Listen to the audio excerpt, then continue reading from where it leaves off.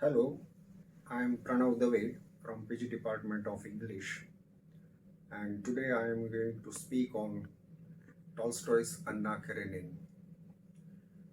I learned English just to read European literature, and I started reading in college. As a college going boy, I used to read French fiction, German fiction, Russian fictions, and from that I have selected Tolstoy's Anna Karenina for today's program. Russian people are very beautiful people, and when you read about them, you certainly like them. Tolstoy was born in 1828 and he died in 1912.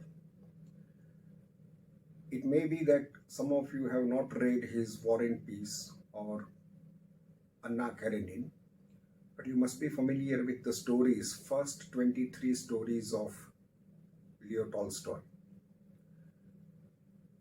Tolstoy first wrote War and Peace, and then in 70s, that means 1874, he wrote Anna Karenina.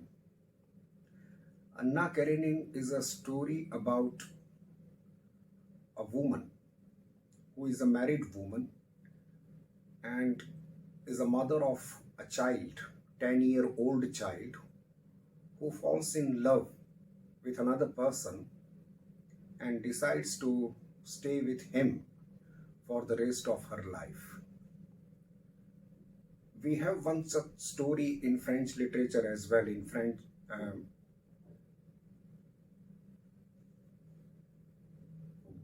Flaubert has written Madame Bovary, and anyone who reads Anna Karenina can compare Madame Bovary, Flaubert's Madame Bovary, and see the difference between French and Russian novel.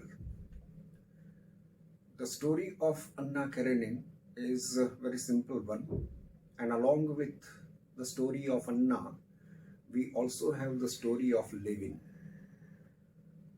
So the novel begins with Anna. Anna is coming to Petersburg to meet her brother, who is a married man. His name is Oblonsky, and Oblonsky has been found having an affair with the governess of the house. So his wife Dolly is displeased, is disturbed, and they are not on speaking terms. So Anna comes for patch of work with Dolly. When she was traveling in the train, she met Vronsky's mother. Vronsky's mother was also traveling with Anna. And Vronsky's mother talked about Vronsky to Anna. And that is how Anna learned about Vronsky. When they got down from the train, once again, Vronsky had come to receive his mother. And so he met Anna. He saw Anna and he almost fell in love with Anna. Anna came to Oblonsky's house. Oblonsky is her brother. She talked with him, she talked with Dolly, and Dolly was a very kind-hearted woman.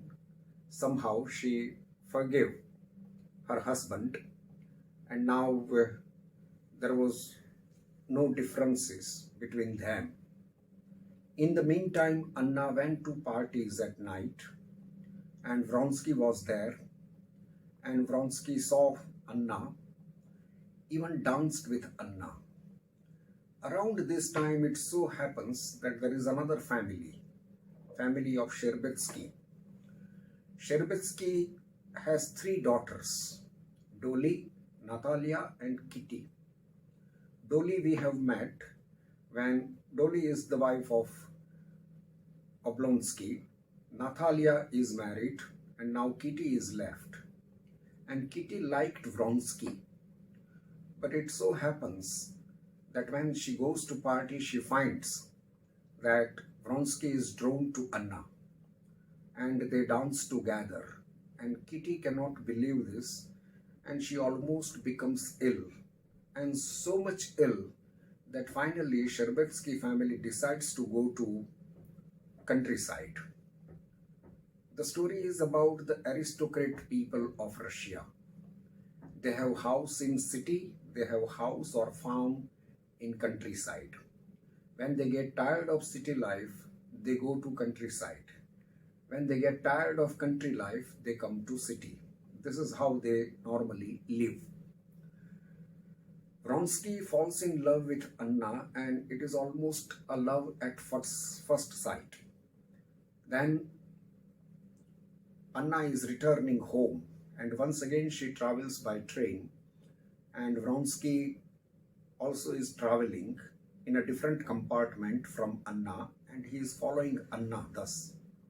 At one station, the train stops. Vronsky gets down, goes to Anna's compartment, and he point blank confesses to her that he loves her. Anna is little taken aback. She doesn't know what to do and how to respond to this kind of thing. But Tolstoy tells us that Vronsky felt like a king. He came back, and then he continued. He was in military, and he was expecting some kind of promotion, but now his attention was drawn to Anna, and so he forgets about promotion and he forgets about everything. He goes to the place where Anna is living and continuously tries to meet her. And Anna is a kind of woman who was a girl, and then suddenly she had to marry. So she had no experience of the young life. And so she did not know anything about love, etc. Tolstoy has written this novel, and he exploits the form of romance, but he wants to say that love changes man. And here is a novel about that particular point, that how it changes Anna. Anna begins to think about Vronsky, and gradually they meet, sometimes in party and sometimes at secluded place. And finally a point comes where Anna decides to marry with Vronsky. Vronsky is ready to get married, but Anna's husband is not giving divorce. Anna's husband is Count Karenin, and Karenin is a man of duty.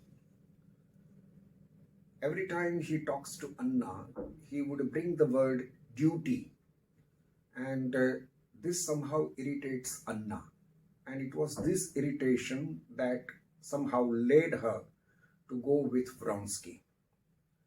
Even after her departure, Karenin is thinking about his duty, and he is thinking about what is right for him to do. And he can never make up his mind.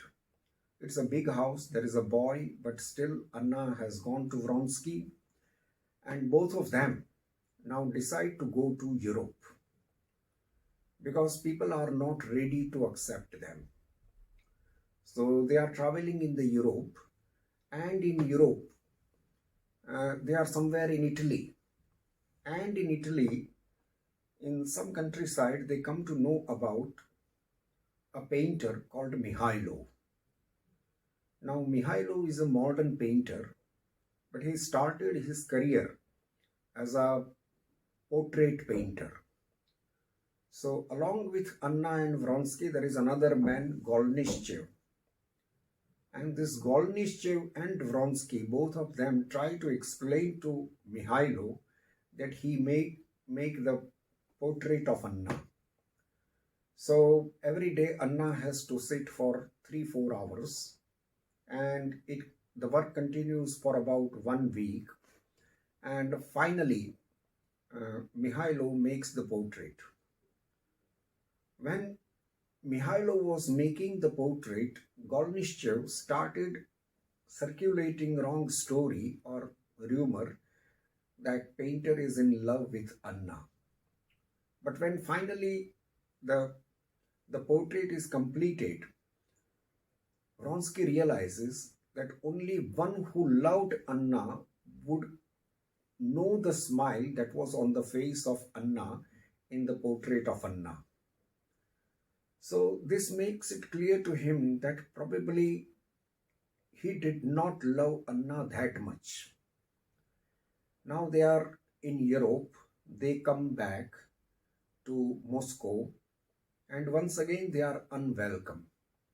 So they don't know what to do, and so both of them decide to go to countryside, and they live in countryside. Then Vronsky takes interest in politics and continuously stays away from Anna.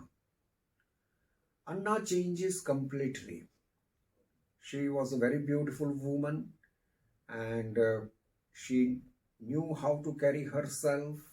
She knew the etiquette of the society, etc., etc. But now she finds herself all alone. And she expects that Vronsky should be with her all the time. And Vronsky didn't know what to do with Anna all the time, and so he takes interest in politics and stays away from home. Because of this, Anna gets irritated. She gives birth to a baby girl, but she does not like the baby girl. And she keeps waiting for Vronsky. Now we should move to another story in Anna Karenina, and that is the story of Kitty. We saw that Kitty loved Vronsky, and Vronsky fell in love with Anna, and because of that Kitty became ill. So they go to countryside. The whole Sherbetsky family go to countryside. Now there is still another character, and a very important character, that is of Levin. Levin loved Kitty, but Levin was not the man of this world. He was not practical, he was not that romantic, and he was an idealist. And as an idealist person, he liked the whole of Sherbetsky family. First he fell in love with Dolly, but then Dolly got married. Then he fell in love or thought about Natalia, and Natalia got married. That left Kitty, and finally he fell in love with Kitty. But when he was in the presence of Kitty, he became very nervous and he didn't know what to say or how to behave. And because of this, Kitty never found, or not a single woman ever thought, that this man could fall in love. Once again, he also goes to countryside and meets Sherbetsky. He is always welcome, and he is looking after his big farm, and he is interested in peasants. We can say that he is mouthpiece of Tolstoy. That Tolstoy in later life also did the same thing that Levin is doing right now. So Levin meets Kitty, and both of them decide to get married, and they get married. The first 3 months were the most difficult part of their life, but after that, gradually, things came on the right track and life was little smooth. Here, Anna one day thinks that she must meet Kitty and Dolly. They were two great admirers of Anna. So Anna went to meet them, and they were busy with their children and their family work, and so couldn't respond to Anna in a proper way, and Anna felt that she had no one. She goes to railway station, and on seeing a train coming on the railway station, she throws herself on the track and commits suicide. So here are the two stories. On the one hand, there is the story of Anna and Vronsky, a married woman falling in love with another man. Tolstoy has written this novel to show that what kind of progressive society, and 19th century novelists were against this word progress. So what kind of progressive society is this, where old proverbs still come true? And he says that woman cannot live without society. Anna falls in love, all right, but she is never accepted by the society. And because of this, she feels lonely. So, woman cannot live without society. Marriage or no marriage, woman needs society. Still, third point that Tolstoy makes is this, that